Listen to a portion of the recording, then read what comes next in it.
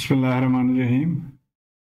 আজকের এই ভিডিওটা হয়েছিল অ্যাবাউট জেড ট্রান্সফর্ম এবং এখানে আমরা এক্সাম্পল 10.1 সলভ করব, যেটাকে হয়েছিল from mister Oppenheim's book of signals and systems.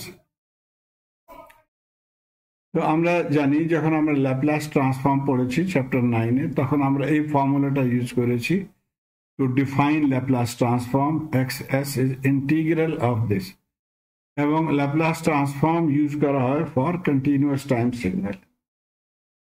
এখানে আমরা এখন ডিসক্রিট টাইম সিগন্যালের জন্য দ্বিতীয় ফর্মুলাটা ইউজ করব, এবং যেটা হয়ে গেল Z transform formula. Z transform কি হবে? জেড অফ এক্স এন বরাবর হবে, বিকজ এটা ডিসক্রিট টাইম সিগন্যাল ছিল 1 2 3 4 যেমন করে আমরা কাউন্ট করতে পারি, সেই জন্য এটাকে আমরা ইনস্টেড অফ ইন্টিগ্রেশন সামেশন আমরা সিগন্যাল ইউজ করব, সামেশন সাইন ইউজ করব। তো summation of x N Z minus 1 আপনি কম্পেয়ার করতে পারবেন, লিমিট সেম ছিল মাইনাস ইনফিনিটি প্লাস ইনফিনিটি, কিন্তু এটা হয়েছিল in the form of summation. এখানে এন ছিল ইন্টিজার, এনি ভ্যালু 1 2 3 4 নাম্বার, এবং জেড ছিল কমপ্লেক্স নাম্বার, যেমন কি এখানে এস কমপ্লেক্স নাম্বার ছিল, এখানে জেড কমপ্লেক্স নাম্বার ছিল।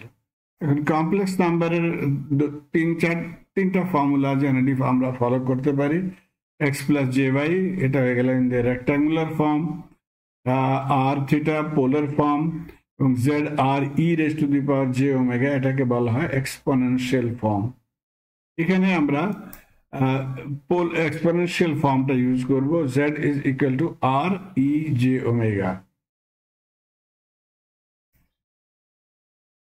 তো তারপরে আমরা instead of writing z bracket x n, আমরা কেবলমাত্র এক্স জেড লিখে নেব for z transform of x n, বাকি ফর্মুলাটা সেম থাকবে।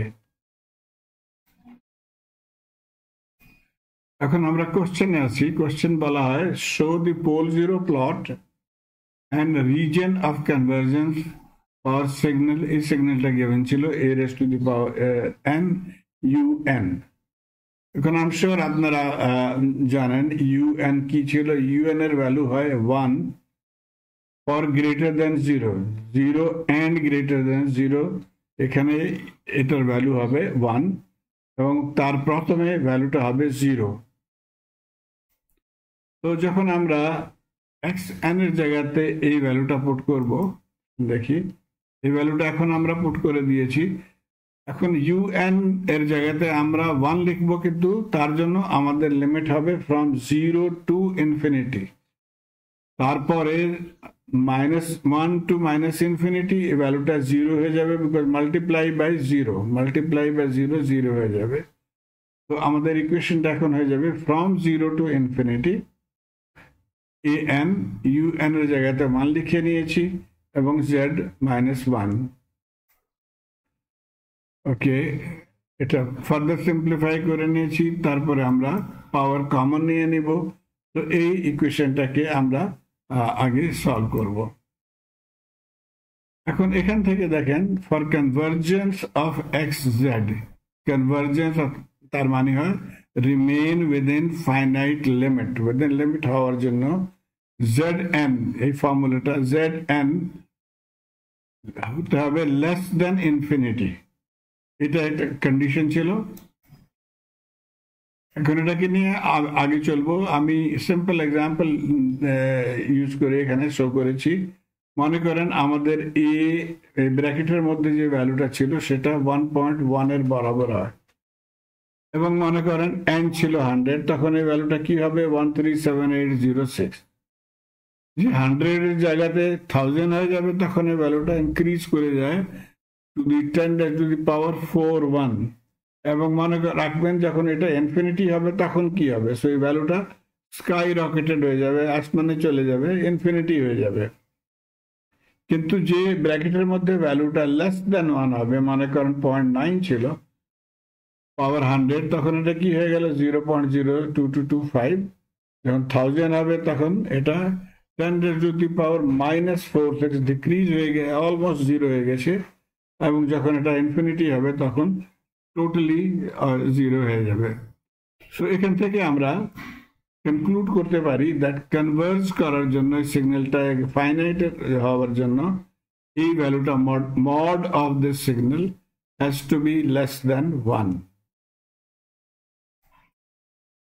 এবং এখান থেকে a ওভার z লিখতে পারি আন্ডার রুট লেস দ্যান 1, এবং ফাইনালি এই z বরাবর z বড় হবে অফ a। এখান থেকে যখন z-টাকে আমরা এখানে নিয়ে যাব তখন z গ্রেটার দ্যান a হবে, সেটাকে এই ধরনের লেখা হয়। ওকে, সো z গ্রেটার দ্যান 1 একটা কন্ডিশন ছিল যেটাকে বলা হয় দ্য রিজন অফ ভ্যালিডিটি। এই রিজনে যখন আমাদের সিগন্যালটা কনভার্জ হবে, সিগন্যালটা অথবা আউটপুটটা ভ্যালিড হবে, সেটাকে বলা হয় রিজন অফ কনভার্জেন্স অথবা ROC। ওকে, এখন ROC কেমন করে প্লট করতে হয়? এগেইন আমরা এখান থেকে দেখতে পারি যে আমরা এই পোলার ভ্যালুটা নিয়ে নিব অথবা এটা নিয়ে নিব। এটা ছিল আমাদের ম্যাগনিটিউড। আমরা জানি এটা এই কন্ডিশনটা কখন ছিল, যখন z লেস দেন 1 ছিল। সো R1 আমরা নিতে পারি এবং থিটা এনি ভ্যালু, তার মানে হয় এটা সার্কেল অফ এ রেডিয়াস 1। এটাকে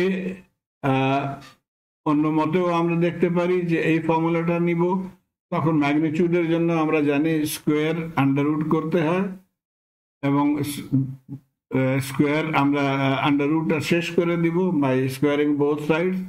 এই ইকুয়েশনটা আই হোপ আপনারা মনে রাখবেন, এটা ছিল equation of a circle with origin at 0। তো এই দুটো লজিক থেকে আমরা বলতে পারি আমাদের ROC কি হবে, এই সার্কেলটার বাইরে বাইরে হবে, greater than this circle, greater than a।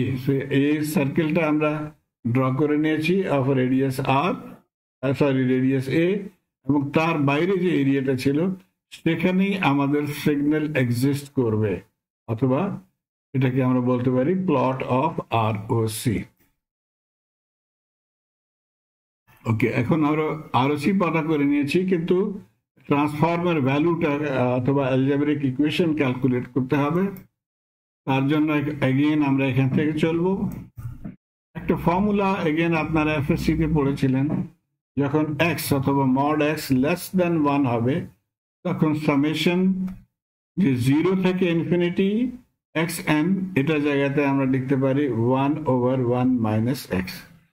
আমাদের এই ভ্যালুটা এটার মতোই ছিল এক্স্যাক্টলি, তো আমরা লিখতে পারি এখানে আমাদের আনসার হয়ে যাবে 1 divided by 1 minus x, x এর জায়গাতে আমাদের এই ভ্যালুটা চলে আসবে।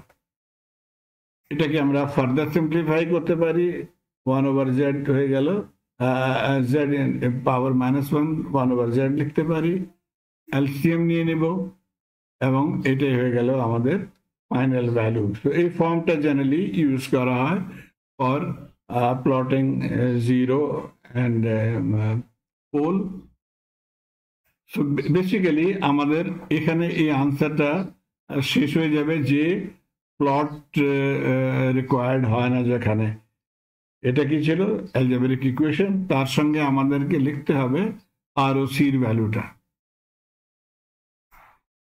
The Z transform has to be defined in terms of algebraic equation and ROC.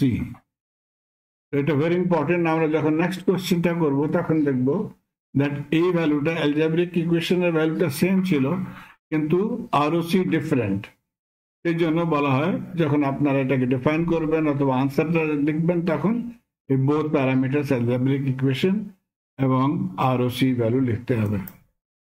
ওকে, এখন পোল 0 কেমন করে প্লট করব, ইকুয়েশনে আসি।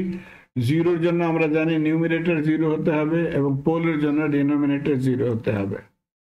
The transform can be characterized by its 0 and poles. 0, the numerator has to be 0, that is z is equal to 0. So z is equal to 0, এখানে ছিল এই পয়েন্টটা সেন্টার পয়েন্ট, এখানে 0 ছিল z। তো এখানে আমরা একটা রেড দায়রা আমি ড্র করে নিয়েছি, সার্কেল ড্র করে নিয়েছি, স্মল সার্কেল। এটা রিপ্রেজেন্ট করেছে 0 পয়েন্টে।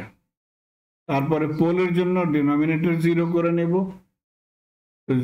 পোল কোথায় হবে? Z at z is equal to a তে।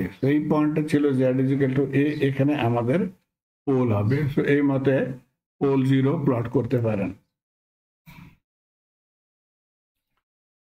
ওকে, এখন একটা আমাদেরকে মনে রাখতে হবে, আমরা জানি that for a value of A between 0 and 1, এখানে দেখেন এ ভ্যালুটা লেস দেন 1 হতে হবে, আমরা বলেছি। So it has to be between 0 and 1. The pole 0 plot and the region of convergence is shown. So এই মতে আপনার এই দায়রাটা, যেটাকে ইউনিট সার্কেল বলা হয়, এটাকে ড্র করেও শো করতে পারবেন অথবা কেবলমাত্র এই মতো শো করতে পারবেন। বইতে এই ছবিটা দিয়েছিল, লিটল কনফিউজিং। ইউনিট সার্কেলকে বড় করে দেখাচ্ছিল, কিন্তু এটা ইম্পর্টেন্স কই নাই। আমাদেরকে প্রাইমারিলি এই সার্কিটটা কনসেন্ট্রেট করতে হবে। ওপেনহাইম, মিস্টার ওপেনহাইম আপনার লেকচার, এমআইটি লেকচারে এটাকে ছবিটাকে কারেক্ট করেছিল। তো কারেক্ট ছবি এই মতোই ড্র করেছে। এখানে দেখেন ড্যাশ লাইন এখান থেকে শুরু করে যেমন কি আমরা ড্র করেছি এক্স্যাক্টলি সেই মতে শো করেছে। তো আমি আশা করি আপনারা এটাকে ফলো করতে পারছেন। ধন্যবাদ। Okay, just for information, ROC includes the unit circle. এখানে দেখেন ROC টার মধ্যে ছিল আমাদের ইউনিট সার্কেল। তার মানে হয় যে ফোরিয়ার ট্রান্সফর্ম এখানে কনভার্জ করবে। এটা আমরা যখন DTFT পড়ব তখন এটা ইম্পর্টেন্ট হবে। এবং যে ইউনিট সার্কেল উইদিন, দেখেন ইনসাইড দি এর মধ্যে ছিল অথবা এ গ্রেটার দেন এ, তখন আমাদের ইউনিট সার্কেলটা এই মতো হয়ে যাবে, সরি ডায়াগ্রামটা এই মতো হয়ে যাবে। এবং because unit circle is inside the ROC. ROC does not include unit circle. Therefore, the Fourier transform does not converge. এখানে Fourier transform converge করবে না। এবং আমাদের কেসেও এটা Z transform will also not converge. ধন্যবাদ।